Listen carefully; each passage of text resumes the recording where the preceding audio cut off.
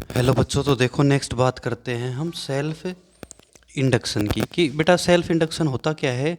Definition क्या कह रहा है ये, when the current in a coil is changed and induced EMF is produce in the same coil, this phenomena is called self induction. देखो हिंदी बताता हूँ इसकी, मतलब कहता क्या है। आपके पास ये बैटरी है, एक की है और एक वेरिएबल रेजिस्टेंस है। वेरिएबल रेजिस्टेंस का मतलब होता है बेटा कि बैटरी तो आपकी फिक्स कर रखी है, सर्किट में करंट बढ़ भी सकता है या कम भी हो सकता है, उसे हम रियोस्टेट कहते हैं। ठीक है, ये कोयल है जो मैग्नेटिक एनर्जी को स्टोर करता है। और इसके अंदर करंट कैसे फ्लो है बेटा, पता है आपको, इस टाइप से ऐसे, क्योंकि करंट फ्लो होता है पॉजिटिव से नेगेटिव ये। और बेटा इंड्यूस्ड जो करंट है, इंड्यूस्ड ये वाला करंट और ये इंड्यूस्ड ईएमएफ, दोनों ही इस करंट का अपोजिशन करता है। ठीक है, सेम कोयल के अंदर ही। देखो कोयल तो सेम एज ही है, करंट अगर आपका इस तरफ है तो इंड्यूस्ड ईएमएफ इसके अपोजिट डायरेक्शन में होगा। तो इस फिनोमिना को हम बोलते हैं सेल्फ इंडक्शन। क्या बोलते हैं? Self induction. इसको हम दूसरे वर्ड में ये कह सकते हैं कि भाई मान लो आपके पास एक कोल से, इसमें बेटा magnetic field into the plane के अंदर है, मतलब मैग्नेटिक फील्ड बढ़ रही है, magnetic field into the plane, और क्या हो रही है, इंक्रीज हो रही है। तो इस तरफ तो करंट फ्लो है सिंपल, तो इंड्यूस्ड करंट किस तरफ होगा, इस तरफ। कहने का मतलब इंड्यूस्ड करंट इस ग्रोइंग करंट का अपोज करेगा, तो करंट इंक्रीज होगा विद टाइम। तो सबसे पहले तो ये लिखो बेटा, current current increasing with time. Time के अकॉर्डिंग क्या होगा, इंक्रीज होगा। कैसे? क्योंकि हमें पता है कि induced current opposes growing current. ठीक है, ग्रोइंग करंट ये है, ये इंड्यूस्ड करंट है, आपस के अंदर दोनों अपोजिट है, तो क्या होगा बेटा, अपोज करेगा। और करंट की वैल्यू क्या होगी, टाइम के रिस्पेक्ट में इंक्रीज होगी। ठीक है, अगर हम सेकंड कोई लेते हैं, magnetic field into the plane है, बट बेटा कम हो रही है, वो क्या हो रही है, डिक्रीज हो रही है।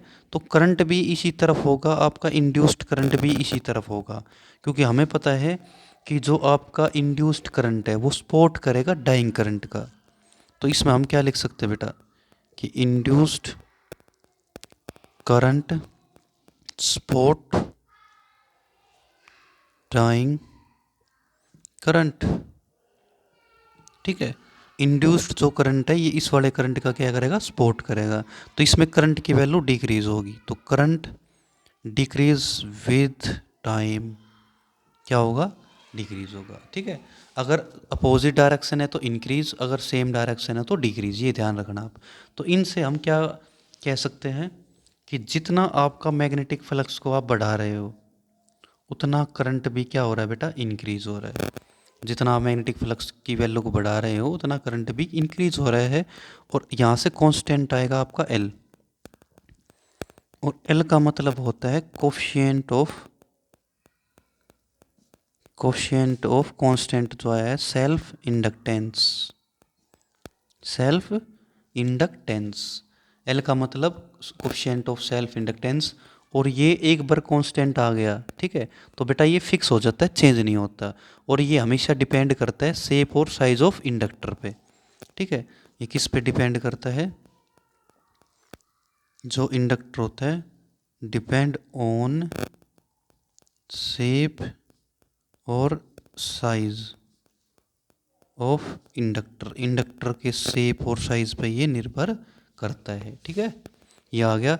और इसका हम स्लोप ग्राफ बनाना चाहिए तो कैसे बना सकते हैं भाई, ये आपका मैग्नेटिक फ्लक्स, ये आपका करंट, तो कैसे आएगा, ये बिल्कुल स्ट्रेट में, क्योंकि हमें पता है y equal to M X plus C होता है स्ट्रेट लाइन।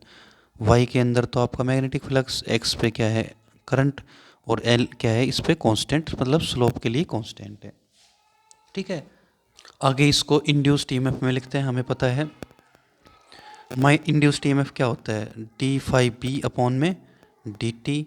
अब पता है हमें फाई मैग्नेटिक फ्लक्स की वैल्यू क्या आई है, एल आई, तो e is equal to minus का डी बाई डी टी और एल आई।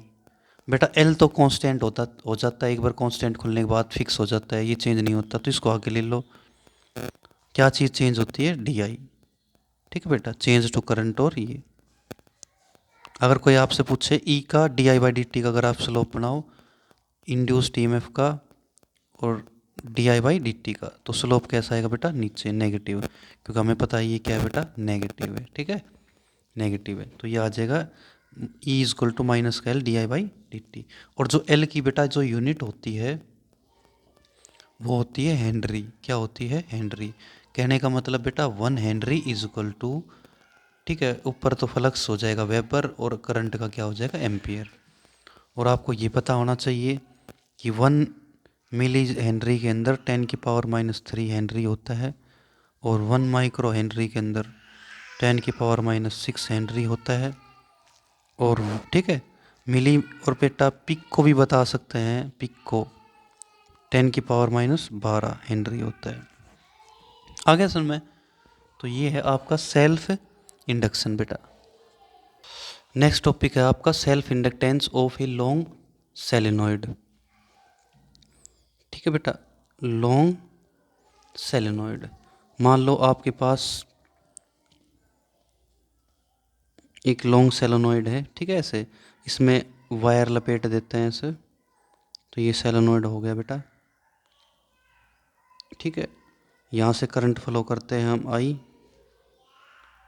ये इसकी लेंथ क्या है एल, ये इसका एरिया, और ये आपकी मैग्नेटिक फील्ड लाइन्स है से, क्या है ये मैग्नेटिक फील्ड, सेम डायरेक्शन के अंदर, ध्यान रहे मैग्नेटिक फील्ड और एरिया आपका सेम डायरेक्शन के अंदर होगा। और जो ये है एंट्रेंस ले रखी हमने, क्या है एंट्रन, तो हमें पता है फ्लक्स का फॉर्मूला क्या होता है, एंट्रेंस बी डॉट ए, और डॉट को खोलते हैं तो क्या आएगा आपको पता है, कोस थीटा। थीटा की वैल्यू कितनी होगी, 0। क्यों, मैग्नेटिक फील्ड की और एरिया दोनों सेम डायरेक्शन के अंदर, तो कोस 0। तो नंबर ऑफ टर्न बी का बी, ए का ए, कोस 0 1 होता है। तो बेटा एन का एन, जो आपकी ये मैग्नेटिक फील्ड है ये सेलेनॉइड है, और हमें पता है सेलेनॉइड का फॉर्मूला क्या होता है, mu naught I N upon में एल, नंबर ऑफ टर्न पर यूनिट लेंथ। ये तो सेलेनॉइड का फॉर्मूला हो गया, ए फॉर एरिया। ठीक है बेटा, तो इसको एन से एन मल्टीप्लाई कर दो, mu naught n² A upon L, ये इक्वेशन नंबर, जैसे फर्स्ट मान लो इसको बेटा। हमें पता है फ्लक्स का फॉर्मूला भी पड़ा है एल आई। ठीक है, इक्वेशन नंबर सेकंड, अब इनको कंपेयर कर देते हैं, फ्रॉम फर्स्ट सेकंड से वी गेट, ठीक है, तो बेटा L I is equal to mu naught n² A upon में एल, आई से आई कट गया, L is equal to mu naught n² A बटे एल। ठीक है, जो बेटा आपका जो ये फॉर्मूला आया है इसको आप ज़रूर रीड करना, क्योंकि न्यूमेरिकल यहाँ से बनते हैं आपके। Self inductance of a long solenoid का आंसर क्या आएगा, L is equal to mu naught n² A upon में एल। अगर इसके अंदर for material inside the solenoid, अगर मटेरियल आ रहा है फॉर, ये बात भी आपको याद रखनी है, for material inside the solenoid, तो जो आपका ये आंसर है mu naught n² A upon में एल, उसको म्यू आर से मल्टीप्लाई कर देना। म्यू आर का मतलब बेटा, म्यू आर का मतलब रिलेटिव परमेबिलिटी। ठीक है, से मल्टीप्लाई तब करना है जब अगर बेटा मटेरियल हो इसके इनसाइड की तरफ। ठीक है, कोई अगर इसके अंदर मटेरियल डाल देंगे हम, इसके अंदर मटेरियल फील्ड कर दोगे तब। ठीक है, या बेटा एक देखो शॉर्टकट ट्रिक बताता हूँ मैं तुम्हें इसमें। जो रिलेटिव परमेबिलिटी होती है बेटा, इंडक्टर ऑफ हायर अपॉन में इंडक्टर ऑफ लोअर, कैसे आया ये देखो बताऊँ। ये जो फॉर्मूला है यार, ये तो होगा हायर इंडक्टर, और जो ये होगा लोअर इंडक्टर एल डैश, जैसे मान लो एम एल एल एक्स मान लिया, और म्यू आर, ये तो हायर और ये लोअर इज इक्वल टू किसके बराबर आएगा, म्यू आर के।